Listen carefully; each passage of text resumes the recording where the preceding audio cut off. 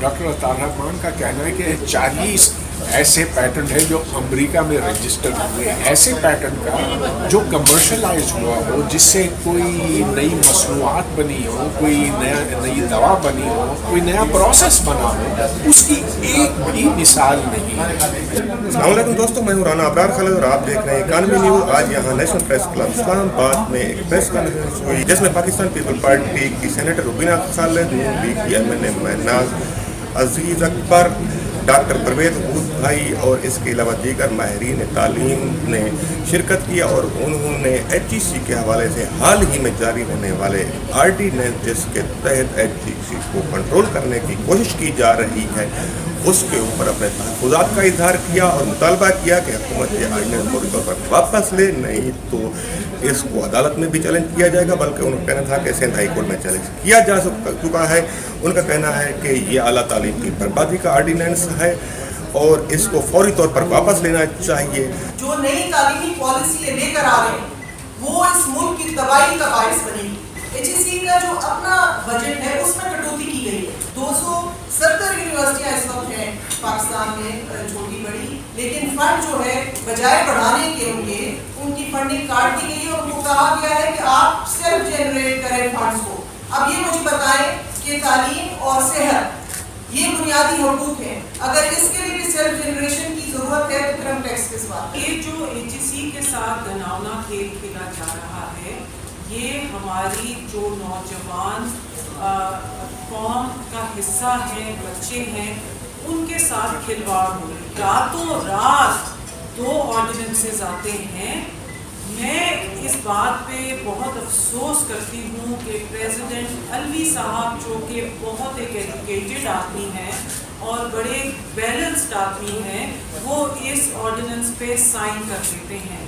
شاید ان کو پتہ نہیں ہے کہ وہ اس اتنے بڑے تعلیمی جو انسٹیٹیوشن ہے، ایجوکیشنل انسٹیٹیوشن ہے، اس کے انحطاط یعنی کہ ڈی جنریشن میں انہوں نے کتنا بڑا ہاتھ اور ساتھ دیا ہے۔ ایک سازش ہے ان 10 لاکھ بچے اور بچیوں کے خلاف جو اس وقت ایک ہائی کوالٹی تعلیم حاصل کر رہے ہیں۔ We the members of Pakistan Muslim League Nawaz reject the HEC ordinance and condemn the action by the government to make this autonomous institution subservient to the education ministry. میں تھوڑا سا آپ کو پس منظر بتاتا ہوں کہ ادارے بندی کو کس طرح سے نکالا گیا ہے۔ تقریباً 3 ماہ پہلے یا 4 ماہ پہلے ایک خط جاری ہوا وزیر اعظم کے دفتر سے کہ 3 ایسے ادارے ہیں، سائنسی تحقیق کے ادارے ہیں جو ڈاکٹر عطاء الرحمان کے ساتھ منسلک ہیں، جن کا کسی صورت احتساب نہ کیا جائے کیونکہ یہ بہت اعلیٰ ہیں۔ ان کی سائنسی تحقیق ایسی ہے کہ دنیا اش کرتی ہے، لہٰذا ایچ ای سی ان کو چھو نہیں سکتا، کوئی پاکستان کی منسٹری ان کو چھو نہیں سکتا۔ اور ان 3 اداروں کے نام بھی بتائے گئے، ایچ ای جے اور international centre for chemical and biological sciences, اور تیسرا پنجوانی سینٹر۔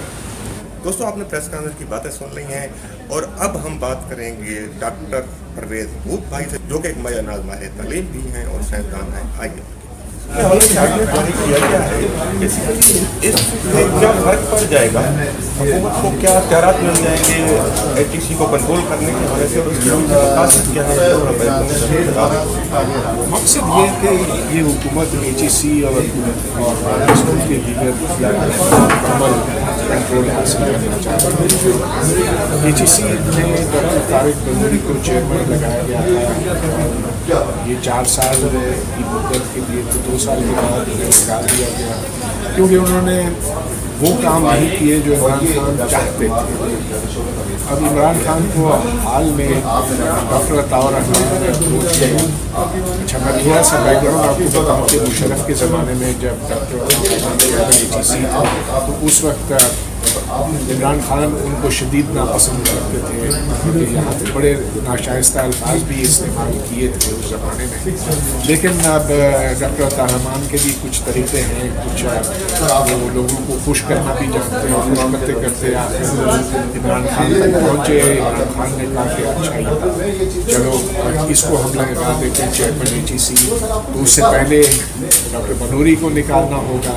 तो ये सिलसिला है यूँ शुरू तकरीबन कोई 3-3.5 महीना पहले वज़ीर आज़म के दफ्तर से एक खत जारी हुआ जिसमें ये हुक्म दिया गया कि डॉक्टर अताउर रहमान के तहत जितने भी साइंसी तहकीक के इदारे हैं उन पर उनका एहतसाब नहीं हो सकता, कि वो मुस्तस्ना होंगे। AGC उनके अकाउंट्स नहीं देख सकता, उनकी कारगुजारी के बारे में पूछ नहीं सकता, क्योंकि इनकी बहुत तारीफ है। उसके बाद फिर जब तारिक बनूरी ने ये करने से इनकार कर दिया, तो फिर उन्हें इस जरिए से निकाल दिया गया। गवर्नमेंट एक्ट से जो भी ₹1 खर्च होता है, सबसे पहले तो ऑडिटर जनरल ऑफ पाकिस्तान उसका ऑडिट करने का हक रखता है। इसके अलावा नई ग्रांट देने के से पहले HTC ऑडिट करता है, उसका पूरा हिसाब किताब करता है। तो ये कैसे कानून से कोई इदारा मावरा हो सकता है?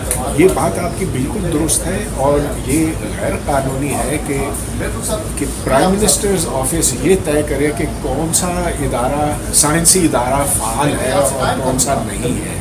ये उसके इख्तियारात में है ही नहीं, और उसकी सलाहियतों में भी ये चीज़ शामिल नहीं है।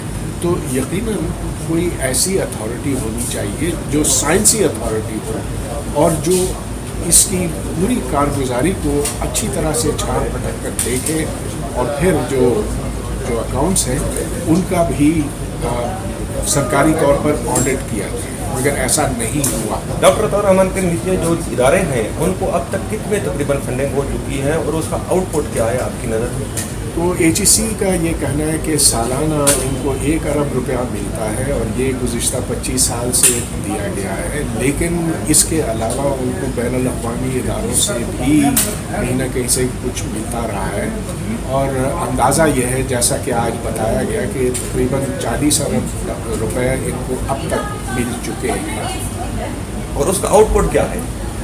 उसका आउटपुट ये है कि कई सारी इमारतें हैं, बहुत सारा सामान उन्होंने ख़रीदा है, उधर बेशुमार NMR न्यूक्लियर मैग्नेटिक रेजोनेंस मशीनें हैं, लेकिन जो वो किराए पे देते हैं। लेकिन जहाँ तक साइंसी तहकीक की बात है, अलावा पर्चों के और तो कुछ नहीं है, उधर कोई अद्वियात नहीं तैयार हुई हैं। अब जैसा कि ये कोविड का ज़माना है, और इंडिया ने कोविड वैक्सीन निकाला, और बहुत से दूसरे मुल्कों ने, ईरान ने भी कोविड वैक्सीन इंडिया ने भी बनाया है? नहीं, इंडिया का तो मैंने जिक्र किया, मगर ईरान ने भी बनाया है। लेकिन पाकिस्तान में सिर्फ कोविड टेस्टिंग होती है AGJ के अंदर।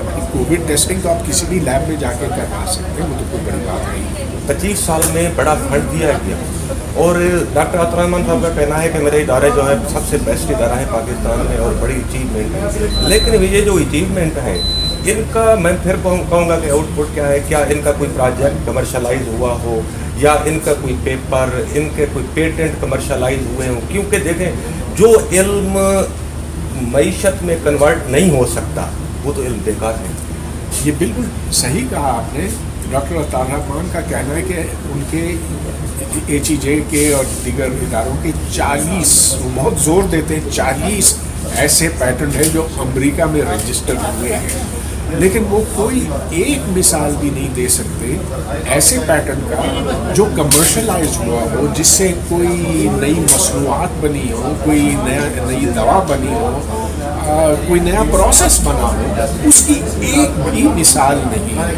दोस्तों, आपने डॉक्टर परवेज़ अबूद भाई का मौक़िफ़ तफसील से सुना है। इससे पहले आपने प्रेस कॉन्फ्रेंस में भी तमाम लोगों का मौक़िफ़ तफसील से सुना कि डॉक्टर अताउर रहमान साहब हैं, जिनके नीचे 3 इदारे हैं, HGJ और 2 और इदारे हैं।